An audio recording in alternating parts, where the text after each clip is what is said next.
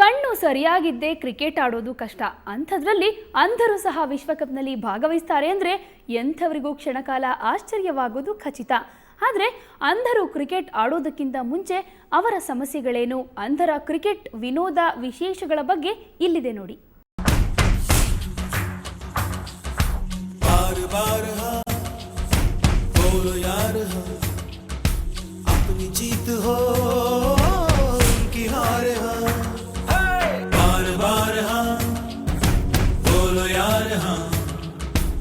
अपनी जीत हो उनकी हार हाँ कोई हमसे जीत न पावे चले चलो मिट जावे जो टकरावे चले चलो. ಸಾಮಾನ್ಯರು ಕ್ರಿಕೆಟ್ ಆಡಬೇಕಾದ್ರೆ ಸೂಕ್ತ ಮೈದಾನ, ಮೂಲಭೂತ ಸೌಕರ್ಯಗಳಿದ್ರೆ ಮಾತ್ರ ಕ್ರಿಕೆಟ್ ಆಡ್ಲಿಕ್ಕೆ ಸಾಧ್ಯ. ಅಂತಹದ್ರಲ್ಲಿ ಅಂಧರ ಪಾಡು ದೇವರಿಗೆ ಪ್ರೀತಿ. ಯಾಕಂದ್ರೆ ಅಂಧರು ಕ್ರಿಕೆಟ್ ಆಡಬೇಕಾದ್ರೆ ಅವರ ಜೊತೆಯಾಡಲು ಅವರಂತಹ ಸಮಾನರು ಬೇಕು, ಮೈದಾನ ಬೇಕು. ಇಂತಹ ಪರಿಸ್ಥಿತಿಯಲ್ಲಿ ಅಂಧರಿಗಾಗಿ ರಾಜ್ಯ ಮತ್ತು ರಾಷ್ಟ್ರ ಮಟ್ಟದ ಟೂರ್ನಿ ಇಟ್ಟು ಆಟಗಾರರನ್ನ ಆಯ್ಕೆ ಮಾಡಲಾಗಿದೆ.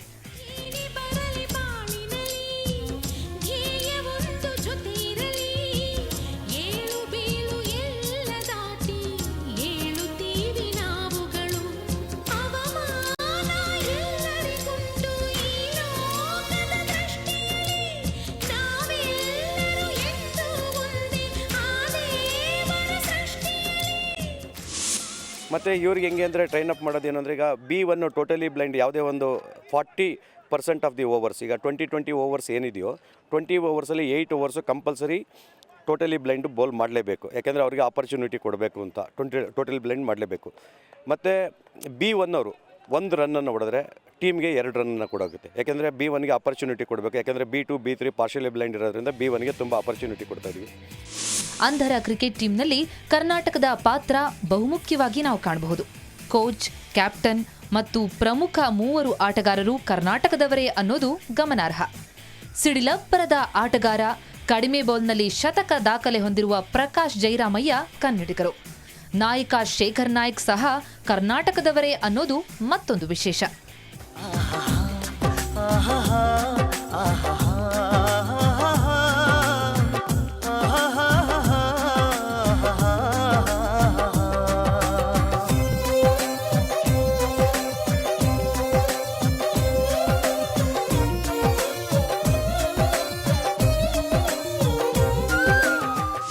ಸೆಂಟ್ರಲ್ ಕಾಲೇಜಲ್ಲಿ ಇಂಡಿಯಾ ಬಾಂಗ್ಲಾದೇಶ್ ಮ್ಯಾಚ್ ನಡೀತು.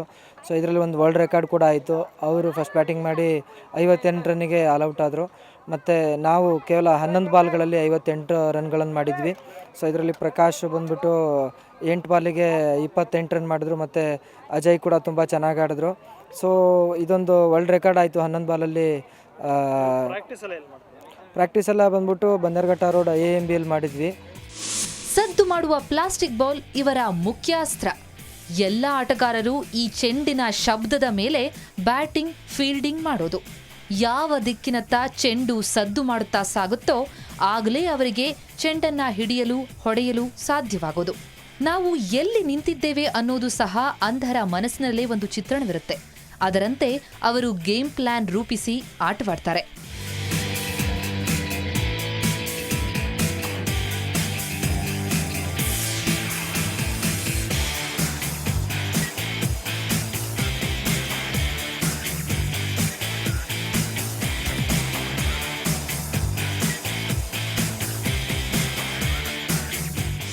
ಇಂಡಿವಿಜುವಲ್ ಪ್ಲೇಯರ್ಸ್ನು ನಾವು ಅಷ್ಟು ತೃಪ್ತಿಪಡಿ ಮಾಡೋಕ್ಕಾಗಲ್ಲ.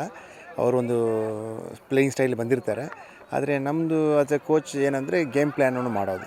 ಎಲ್ರಿಗೂ ಬೇರೆ ಬೇರೆ ಥರ ಇರುವ ಕೋಚಿಂಗನ್ನು ಕೊಡಬೇಕಾಗಿರ್ತದೆ. ಮತ್ತು ತರಬೇತಿ ಮಾಡುವಾಗ ಕೂಡ ಒಂದೊಂದು ಪ್ಲೇಯರ್ಸು ಒಂದೊಂದು ಥರ ಸ್ಟೈಲ್ ಇಟ್ಕೊಂಡಿರ್ತಾರೆ. ಅದನ್ನು ಸ್ವಲ್ಪ ಅವರದಲ್ಲಿ ಬದಲಾವಣೆ ಮಾಡೋಕ್ಕೆ ಸಾಧ್ಯವಾಗುತ್ತೆ, ಮಾಡ್ತೀವಿ.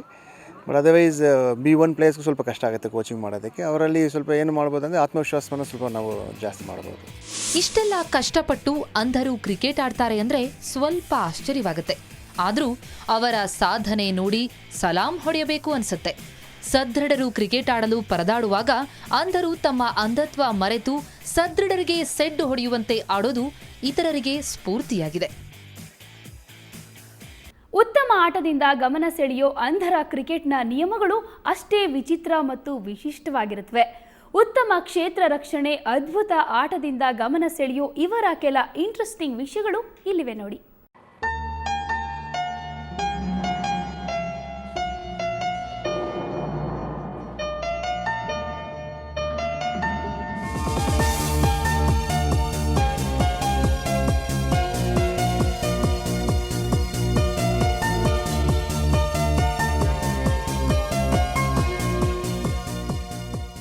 ಅಂಧರ ಕ್ರಿಕೆಟ್ನಲ್ಲಿ ಎಲ್ಲಾ ನಿಯಮಗಳು ಸಾಮಾನ್ಯ ಕ್ರಿಕೆಟ್ನಂತೆ ಇರುತ್ತವೆ. ಆದ್ರೆ ಅಂಡರ್ ಆರ್ಮ್ ಬೌಲಿಂಗ್ ಒಂದನ್ನ ಬಿಟ್ಟು ತಂಡದಲ್ಲಿ ಒಂದಿಷ್ಟು ಕಣ್ಣು ಕಾಣದವರು 4 ಜನ ಇರ್ತಾರೆ.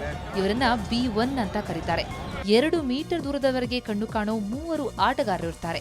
ಇವರನ್ನ B2 ಅಂತ ಕರೀತಾರೆ.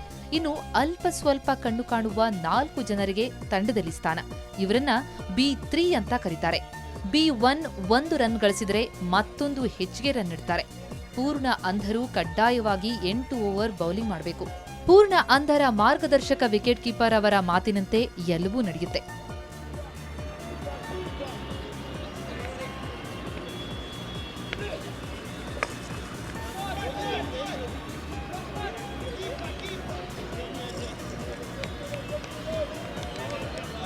ವಿಶ್ವದಲ್ಲಿ ಒಟ್ಟು 9 ರಾಷ್ಟ್ರಗಳು ಅಂಧರ T20 ವಿಶ್ವಕಪ್ ಕ್ರಿಕೆಟ್ನಲ್ಲಿ ಭಾಗವಹಿಸುತ್ತವೆ.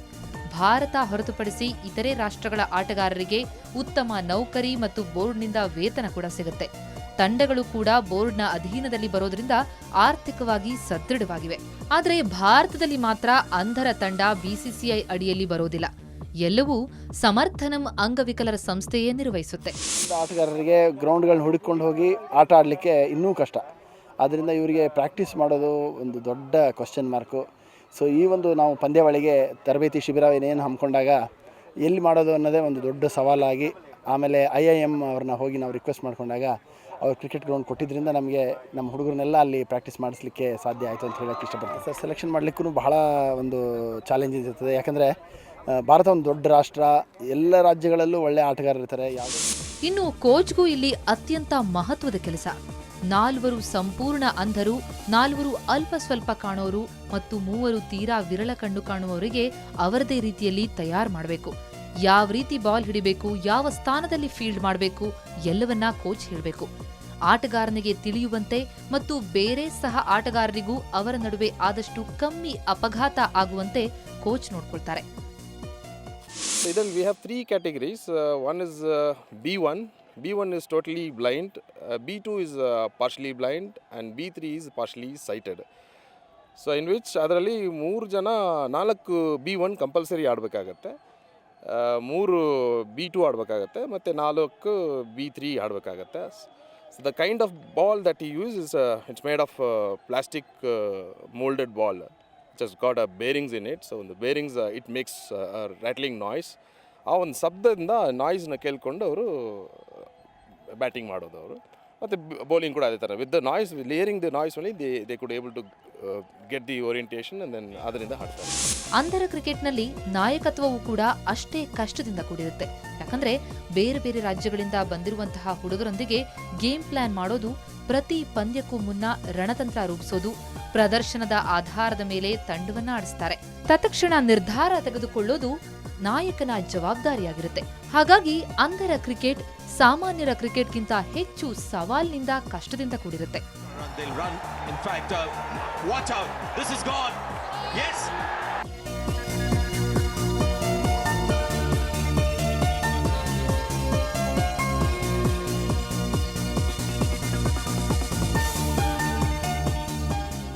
ಅತ್ಯಂತ ಶ್ರೀಮಂತ ಕ್ರಿಕೆಟ್ ಬೋರ್ಡ್ ಆಗಿರುವ BCCI ಅಂಧರ ಕ್ರಿಕೆಟ್ಗೆ ತನ್ನ ಸಹಕಾರವನ್ನೇ ನೀಡುತ್ತಿಲ್ಲ. ಜಗತ್ತಿನ ಅತ್ಯಂತ ಬಲಿಷ್ಠ ತಂಡ ಭಾರತವಾಗಿದ್ರೂ BCCI ಅಸಡ್ಡೆಯಿಂದ ಭಾರತ ತಂಡದ ಅಂಧ ಕ್ರಿಕೆಟಿಗರು ಪ್ರತಿಭೆ ಇದ್ದರೂ ಬದುಕಿಗಾಗಿ ಪರದಾಡುವಂತಾಗಿದೆ. ಬೆಂಗಳೂರಿನಿಂದ ಕ್ಯಾಮರಾಮನ್ ಚಂದ್ರು ಮತ್ತು ನಾಗರಾಜ್ ಜೊತೆ ರವಿ ಎಸ್, ಸುವರ್ಣ ನ್ಯೂಸ್. ಸದ್ಯ T20 ವಿಶ್ವಕಪ್ ಗೆಲ್ಲುವಂತಹ ಸಾಮರ್ಥ್ಯವಿರೋ ತಂಡ ಅಂದ್ರೆ ಭಾರತ.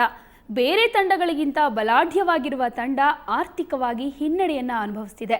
ದುರ್ಬಲ ದೇಹವನ್ನ ಮೆಟ್ಟಿ ನಿಂತಿರುವ ಈ ಗಟ್ಟಿ ಮನಸ್ಸುಗಳಿಗೆ ಒಳ್ಳೆಯದಾಗಲಿ ಅನ್ನೋದು ನಮ್ಮ ಆಶಯ. ಇದು ಈ ಹೊತ್ತಿನ ವಿಶೇಷ. ನೇರ ದಿಟ್ಟ ನಿರಂತರ ಸುದ್ದಿಗಾಗಿ ನೋಡ್ತಾ ಇರಿ ಸುವರ್ಣ ನ್ಯೂಸ್.